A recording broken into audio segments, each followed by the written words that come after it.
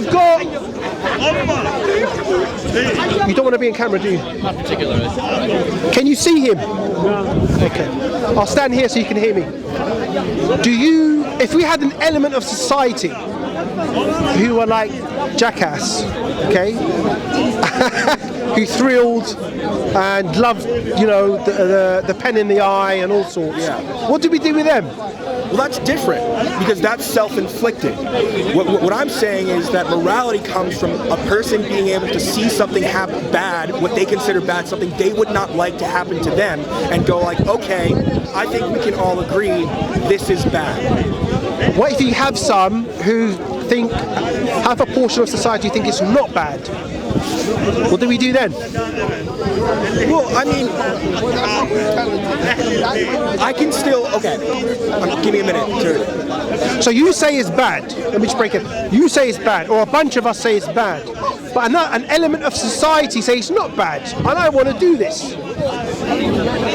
Right. What do we do?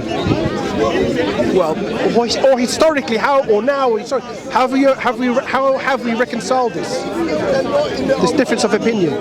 War. That's why wars happen. Maybe war, maybe not. Maybe democracy. Maybe the majority rules. Maybe majority rules. Maybe the harm principle. If it doesn't harm anyone, so what? Yeah, exactly. Maybe. What do you think? That's what I'm saying. What I'm saying is, at its core, morality, for me, comes from me being able to see, like, someone steal something from me. Be like, huh, I wouldn't want that to happen to me. I don't think you'd want me to steal from you. I don't want you to steal from me. So we can agree that that is bad. But I want to take your shit. I want your Corvette. I want your Rolex. Okay. I want your special edition Nikes. Okay. You know? Yeah. Okay. And we don't agree with you, and we're going to take your stuff. There's outliers, of course, but those are people acting on selfish impulses, right? Even people acting on selfish impulses, except maybe for someone like a sociopath or like a narcissist or like a psycho or psycho. But they're not. They're not. They're not. They're not. They register. They know it's bad, but they still want it. Yeah. So are they registered that it's bad? But here you go. You just admitted that they know it's bad, right? But they're still acting on it. That doesn't change the fact that they know that there's something inside them going, this isn't a good thing, but I don't care. Okay. So in that case, if they believe it's bad and they still do it, okay, do you believe in certain laws that should prohibit them from doing certain things they want to do, whether they know it's bad or not?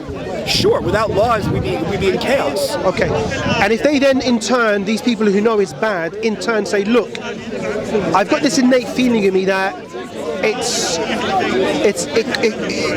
a bad thing, or it could affect some people in a bad way possibly, but I enjoy the thrill of it. I like still, there's an element in me that enjoys doing it. Could you not change the law to encompass my enjoyment to do it? Well, I mean, you could, but we're talking that then we're getting into the principle of the needs of the many outweigh the needs of the few. Possibly. Right? So that's why governments form. That's why there's rules in place. Without rules, society would break down. You know, we saw, I feel like, during COVID, for instance, when it all first started happening, that was utter chaos, and you saw stuff that you wouldn't normally see. Like toilet rolls. Toilet rolls, yes. People stealing, people not caring, because at their core, there's this human element to survive, right? But that doesn't change the fact that there's also this human ability to empathize. But why should we empathize? What do you mean, why should we empathize? Why should we be good and do good? Or why is bad bad? Good and bad, that's a human construct. The things that are good and bad change over time. That's my point. Okay. That's what I was trying to get to be absolutely honest with you. So with that concept of good and bad changing throughout time, based on what is deemed almost societal norms. Yes. Is there truly truly good and truly bad. No. There isn't. No. But that doesn't change the fact that I can still look at someone who gets stabbed and be like, oof, that would hurt. I wouldn't want that to happen to me. That's interesting. So what if they pass a law and say, like the movie The Purge, Okay. which can have a purge between 12 a.m. So what about it? I don't know. What's bad about that? If it's voted in, the president goes on television, right? It's purge. I mean, if that was part of the culture, I mean, it could. I mean, okay, I think I see what you're saying. Give me a minute. Do you know where I'm coming? Yeah. So again, I'll break it down. The government have said it's okay to have a purge between a certain time frame. Congress, Senate, pass those bills. It's gone through. Citizens, you're on your own. As a society, we've agreed upon this, or the majority have agreed upon this. No, I hear what you're saying. It's messed up. Yes, but again, so you're saying that true good, true bad, your morality comes from a higher power. Yeah, I gave that, just probably on camera, I gave that analogy of the mobile phone and the manual. Yeah. And the designer. So the designer tells the designed what's good and bad. And here's the manual, scripture. Here's the manual, and in most cases, this is the wisdom behind it as to why you should do this or why you should refrain from that. If we're in a period of time, generally speaking, where at any moment in time, within a particular society, you know, good could be good between one time frame, and bad could be good in the other. It can alternate. Is there truly a constant good? There isn't a true constant good or a true constant bad, which means, is that good really good? Is that bad really bad? Because it fluctuates. So in that sense, there is no good or bad. It's what us, society deem to be good or bad at any point, any given point of time. We're in agreement. I'm in agreement. Do you understand? Yes. Okay. That's my point. Okay. Is that good? Or is that bad? You can't answer. It's relative. It's relative. Yes. Yeah. So you'll hear in a minute, Charlotte. So that's my point. That's the issue I have. Okay. That's the issue I have with the individual and the fluctuation within society to deem what is good or bad. You know, it's too fluid. My issue is that, like you just said, good and bad, what we deem as a society, you know, is right and wrong, changes over time. Yeah. Right? You know, it changes with the needs of what's happening. Not necessarily the needs. I'll give you an example of needs. We have a famine, okay? Not much food, produce, water.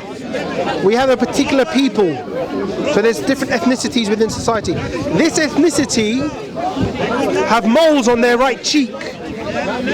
And because of our hatred towards them, we use that difference of a mole on the right cheek to say, we're gonna get rid of this ethnicity. We're gonna use that as an excuse to get rid of that ethnicity because there's a lack of produce and water. Okay. Do you understand? Let's go to your. What was the last point you made? Do you remember? Oh my God. You've lost it. Yeah. Okay. Yeah. Okay.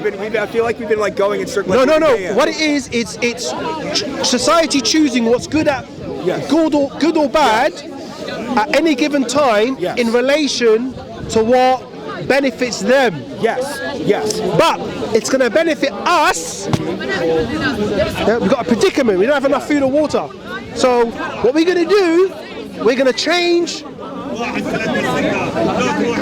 the bad to good. And the good is these peoples with a mole on their right cheek, we're now going to get rid of them so we can keep the resources for ourselves. Now, instead of saying it, we could say it up front, we just want the resources for ourselves, or we could play in a stereotype, propaganda. Oh, these people with moles on their right cheek, they're untrustworthy, they're this. Do you know what? There's corruption, they're taking most of the food and water. We're going to get rid of them. Now, because of the majority deem it to be good, Yeah. Is that good? Really? Getting rid of the people on the... what you're saying. Do you understand? Yeah, but my issue is that, I totally hear what you're saying. Yes, good and bad, that changes over time. But you said in terms of what benefits or what's good for society. Yes. I know. Okay, my issue is with taking morality to I don't like the idea of talking about morality at a higher level with absolutionism. In what sense? In that this is a book that says this is right, this is wrong, right? You can't do A if this B, right? You can't. That eliminates the choice. Yeah, no, it eliminates consensus. It eliminates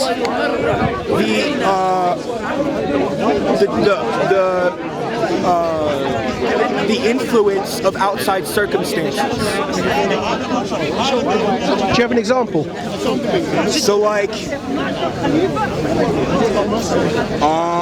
I get your point, but is there something tangible we can probably think up? I'm trying to think. Yeah, I know you're challenging me, and I'm trying to think of an argument. Just give me a sec.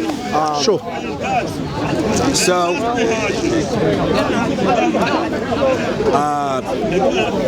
you talk about absolutism type. Yeah, yeah. So, like, being absolute. For instance, okay. Yeah. The Crusades. Okay. You're familiar with the Crusades? There were 10 campaigns across the Middle Ages. Yeah. You know, they felt they were justified because what they were doing, right, was done in the name of God. Yeah. That meant raping, that meant killing, that meant pillaging, taking what was theirs. Yeah. But that was happening at the behest, or not the behest, at the what's the word I'm looking for? At the that was done at the. What they got legitimacy from their. They got legitimacy, but that was done. While forcing others to suffer. Yeah, others suffered 100%. Yeah. Right. 100%. My issue is that when you can say with absolute certainty, when you argue, you can say with absolute certainty that something is right, or something, or that this is correct, this is the right thing. You know, then I get a little bit weary because, like I said, it doesn't change the fact that there's, it doesn't factor in outside circumstance.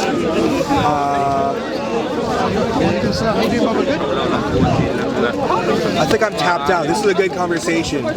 You tapped out? Yeah, I'm tapped out. Yeah, you had enough. Okay. Yeah. Look, just to summarize. Yes. We believe that constant is there from God. As Muslims, Allah. We believe there is an element of fluctuation in relation to the differences of time. Yeah. There is an element of fluctuation, but there are constants. There are fundamental constants. For me, that's better than one day the majority of society saying something is good, and then the next day the majority of society, as you said, changing its mind, saying it's now bad. Okay. Yeah? Okay. Thanks for your time. Yes. What is this?